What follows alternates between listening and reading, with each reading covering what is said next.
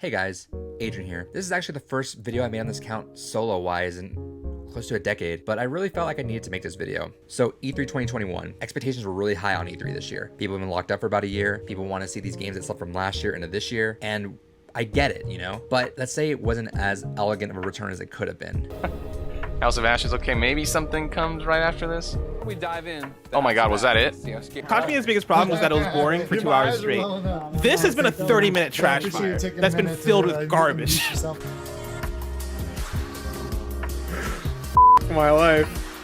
But that's not to say it was a complete wash. I think a lot of E3's cool stuff came from the indies. Yeah, Microsoft and Nintendo did pretty alright, but the indie games really killed it this year, and I think we missed a lot of them. Over the years, indie games have been getting more wild and fun in concept, but they're still shut out by bigger publishers, so I made a list of some of them. But I'm making a few rules on this list. One, if the game was on a big stage, I'm not gonna add it in. Therefore, games like Road 96, I'll take your word for it.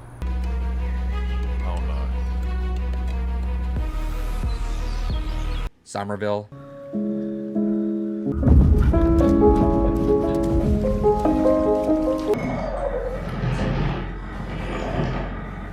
or replaced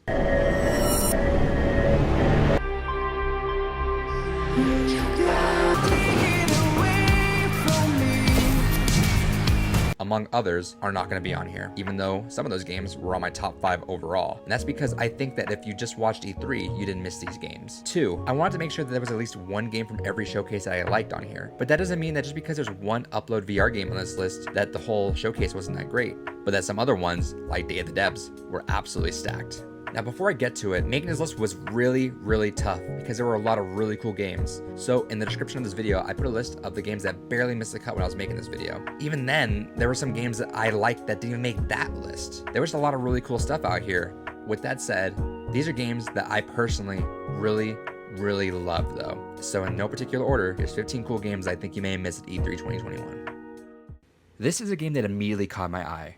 Walk has you controlling a schoolgirl on her way home as she's stalked by a thing that looks like a distant cousin of No Face. Looking almost like an old Silent Hill game, I love the murky visuals and low poly style mixed with almost a found footage look.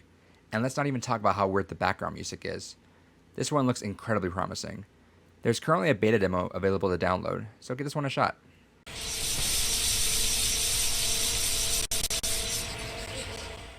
This stop motion game looks absolutely stunning and almost like nothing I've ever seen in games before. Vokabulantis is a puzzle platformer, either single player or co-op, that follows the journey of 2 young kids. This game is very far off with the projected release of Q3 2024, but if this game keeps this quality whenever that release rolls around, you better believe people will be raving about this art style.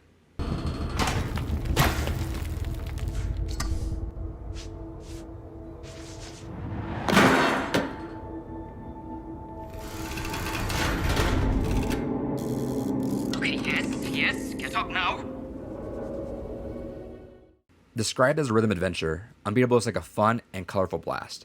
As devs describe, you're going to be exploring the city, avoiding the authorities, talking to locals, finding hidden secrets, and planning out your illegal underground concerts. With engaging gameplay and the promise of a nostalgic story, Unbeatable is one of the games you should keep an eye out for. To tide players over until the official release, the developers released Unbeatable White Label for free to try now on Steam.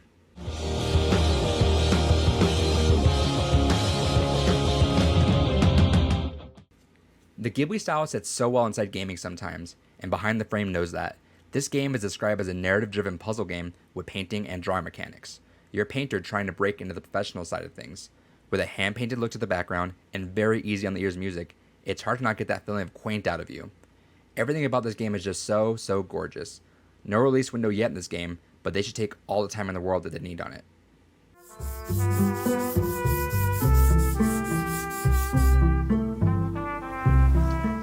This was another game that caught my eye with just how unique it looks.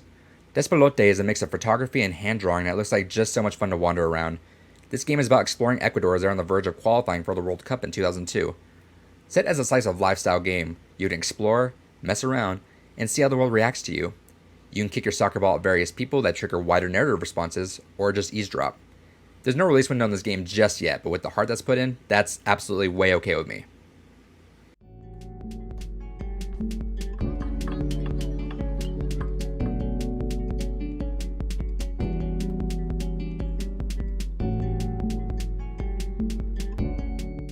We all need those silly and wacky games. I always love those game show style games, and stuff like Fall Guys really captured me. Slaughter League is looking like one of those games. Go through moving platforms, jetpack around, dodge spikes, all in hilarious costumes. I'm absolutely playing this, and I can already foresee a lot of streamers playing this game more than there already are. Set to come to Steam officially in Q2 2022, I'm ready to die hilariously over and over again. And it's over! We have our winner! Loopmancer is described as a 3D roguelite with cyberpunk themes. Now, while that may not stand out to you, I think the visuals and feel for the game can speak for itself. Honestly, any reason to get me playing with swords while grappling around and shooting guns is more than good enough for me. You're playing as a detective who's reborn after an accidental death, and set to fight against what seem to be some really wild enemies. Loopmancer is set to launch on PC, PlayStation, Switch, and Xbox, but there's no firm window just yet.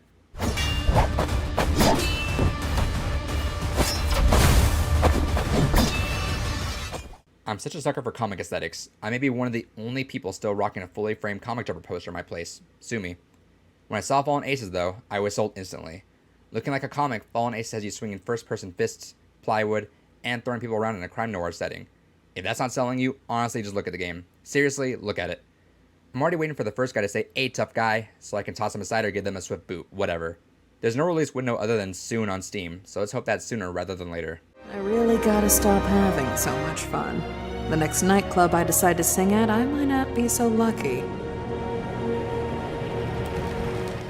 Traffic Jam is a VR game and it is exactly what you think it might be. It's a game where you're directing traffic while complete pandemonium happens. Cars crash into one another, some may turn the wrong way and cause a traffic jam, and suddenly that job doesn't seem so easy anymore.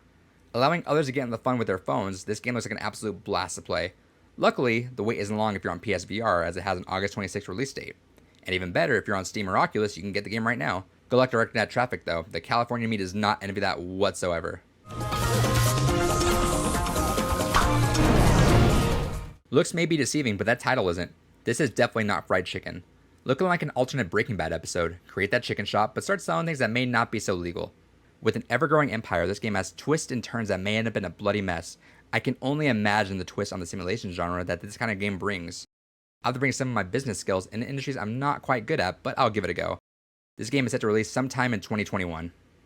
And don't let something trivial like the law or competition get in the way of your good, honest commerce. Okay, this one is wild. I needed some sort of Hotline Miami fix, and this seems like the kind of chaos I need. DEATHRUN TV puts you on display for the world to get likes and garner an audience while dealing with waves and waves of things that want you dead. If the intensity of the visuals didn't get you, this might not be for you. But if you're looking for a fun way to leave a trail of blood behind you and have people cheer you on and like your performance, I think this game is exactly what you want. There's no current release window yet, but there is a pilot episode for you to play on Steam right now.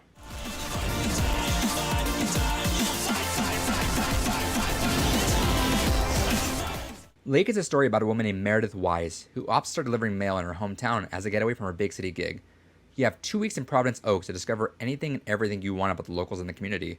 With a relaxing take on the monotonous simulation genre, Lake does seem like a really peaceful romp. Am I half expecting to be some kind of wild twist? Sure, but maybe that's why I need a getaway just like Meredith. Luckily, this getaway isn't too far away, as it's showing up on September 1st on PC and Xbox.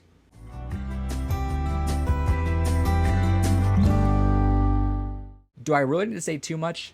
Pupperazzi has you going around the world petting dogs and taking pictures of them. You'll find dogs in different poses, hanging out with their friends, or working various jobs, and you go Pokemon Snap on them. I really don't need to say anything other than there's no way this game did not make this list. Ask me to take pictures of dogs all day, and I'll do it. Just trust me on that. No release date yet, but I hope this one hits soon because I need this.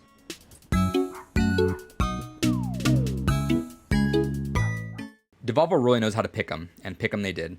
Trek to Yomi looks so cool. Black and white, samurai, burning villages, blood, I'm in. Described as a cinematic game that involves a young samurai on a journey after a tragedy sets in, Trek to Yomi is one of the most visually pleasing games I've seen at this E3. This game is set to come out in 2022 on PC, Xbox, and PlayStation, and this is absolutely a day one purchase for me.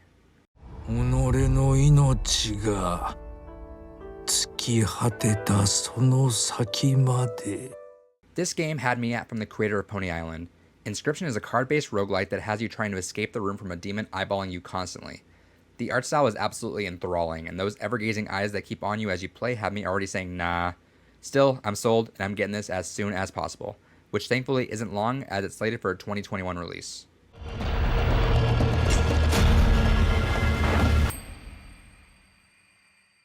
So there you have it. Those are just some of the games I think should have been slept on this year. Thank you for watching. Let me know if you like this video.